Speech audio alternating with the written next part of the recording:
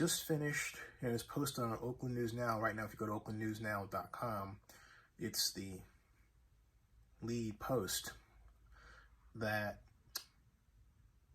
the matter of this whole discussion that was started by Forbes regarding the 1996 $64 million non-recourse loan that has ballooned to well over $200 million is the alleged focus of the IRS to recover unpaid taxes is not true. And for a set of reasons which I will make simple. First of all, who am I from that perspective?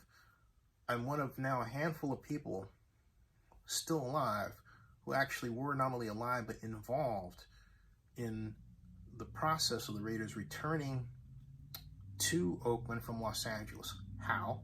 First, I was newspaper columnist for the Montclair. In fact, Monty Poole, if he's still of that mind to basically tell me what he said back then, will tell you that I broke the story that the Raiders were returning to Oakland from Los Angeles, and I did so in the Montclair.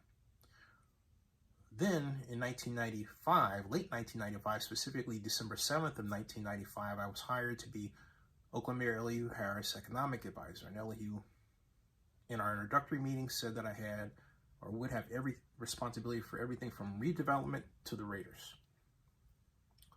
And specifically, my job was to monitor the Raiders' actions with respect to our master lease agreement. For example, if Al Davis got on NFL Today or an NFL morning show and said something negative about the master lease agreement, it was my job to write a memo to Elihu right then and there and make sure that he got the news, the bad news, the boss likes the bad news soon, right as it happened. I was responsible for looking at what the Oakland Football Marketing Association was doing in terms of the sale of PSLs. You get the idea. Anyway, one of the major processes I went through was being instructed what documents were what and what they meant by the Oakland Assistant City Manager Ezra Rapport, the architect of the Raiders deal.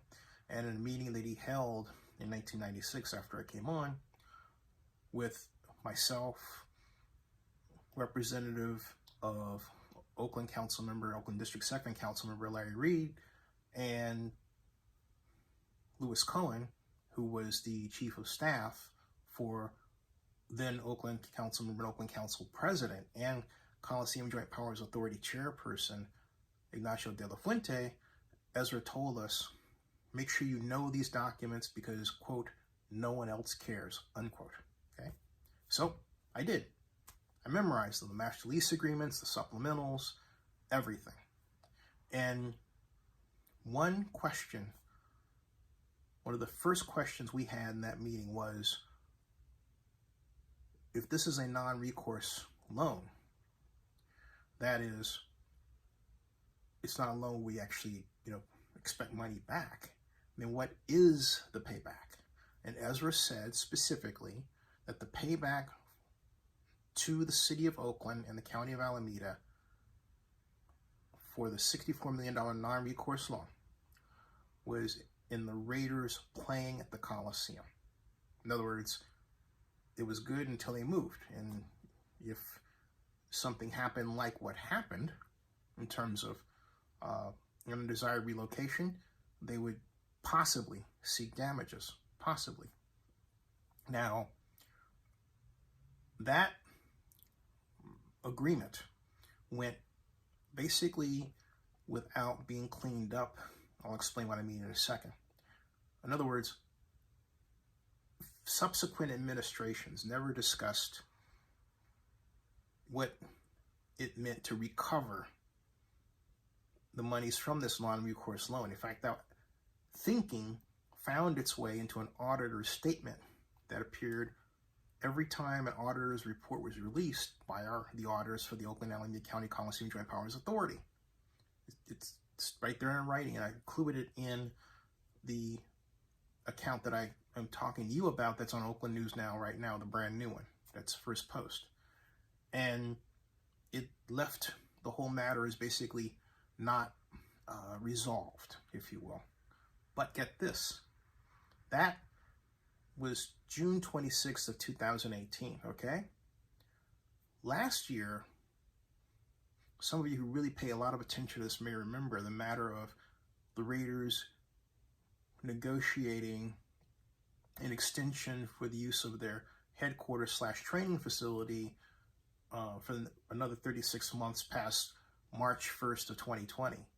Well, a quitclaim deed was structured to basically get rid of that because the Raiders had no intention of coming back to Oakland. They had already finished building their magnificent new facility in Nevada and didn't want to go back to a situation in Oakland when they didn't have to.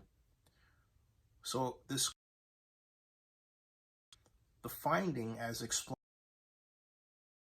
in the board report of July 1st of 2020 to the Coliseum Board of Directors, is, hey, you know what? The interest on this $10 million loan that gave rise to the Alameda headquarters for the Raiders is such that they didn't see a way the Raiders could pay it back, and the Raiders reportedly, according to the same report, tried to attach parking payments and other fees, but they couldn't agree to it. What they did agree to was simply a quitclaim deed structured such that it was returned to the joint ownership of the county and the city 50-50, and that was it. In other words, they weren't going to try to go after any other monies, all right, for to represent the value of the property, if you will. So under those situations regarding a non-recourse loan, in terms of the IRS recovering something that hasn't been appropriately valued or disposed of by the city and the county itself, is an impossible ask. I can't imagine it. I've never seen a situation, and I'm happy to be wrong, but I've never seen a situation where the IRS would come in and say, well, you know, we need to clean this up for you. When in point of fact, a quitclaim deed could simply have done away with it, and it did. And note that no one has raised the issue of going back to the Raiders and getting them to pay tax money on a quitclaim deed that, you know, got them out of a contractual situation regarding a non-recourse loan, okay? So fast forward, or let's go back to the matter of the 1996 Coliseum non-recourse loan that is of $64 million. Remember, it was in court in 2007, and the Raiders tried to say, hey, look, it was a non-recourse loan. We don't have to pay it back.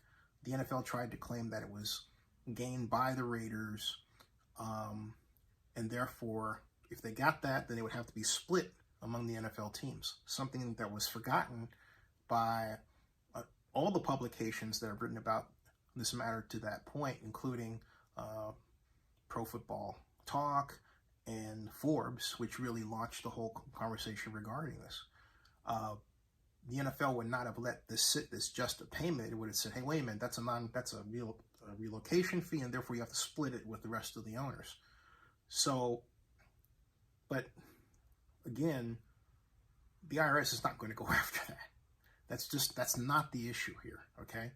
I think someone thought it might have been the issue and then therefore floated the idea in the form of a news report or news story or rumor, okay, to see what the reaction would be and then act accordingly. But if the IRS were suddenly to step forward now, the number one question would be, well, wait a minute, where were you the last subsequent, generation that this was going on, right? I mean, why are you coming now all of a sudden? And under what grounds? And are those grounds just? Is there a statute to specifically address this situation? This is a very unusual situation. So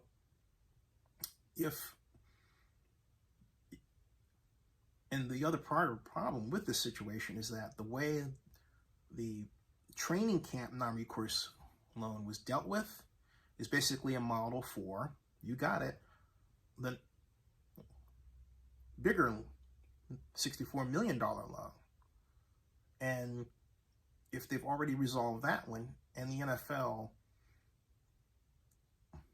wants Oakland to consider Oakland as a future destination for NFL football, again, if you take in account the work of the African American Sports Entertainment Group, then the best move is to execute yet another quitclaim deed to erase this matter, once and for all.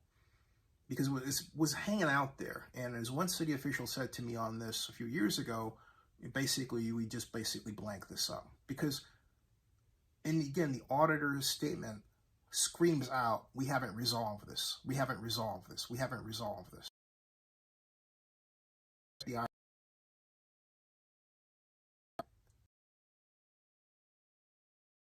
And the parties need to resolve, but the parties have resolved in the form of the smaller non-recourse loan regarding the Raiders facility in Alameda, okay?